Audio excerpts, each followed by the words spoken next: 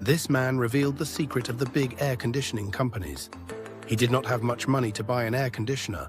With his knowledge in air conditioning, he used recycled objects to make an air conditioner. He used pieces of copper pipe to connect them together. He assembles them by soldering them with tin to solidify the system. And he used a DC motor and a hélice, allowing ventilation.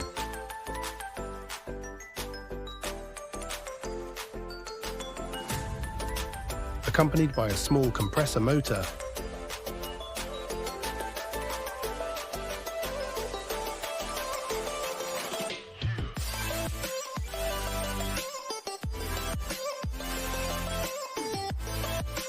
and he used a refrigeration gas, and it works very well. No one liked his video. It did not have many likes and shares.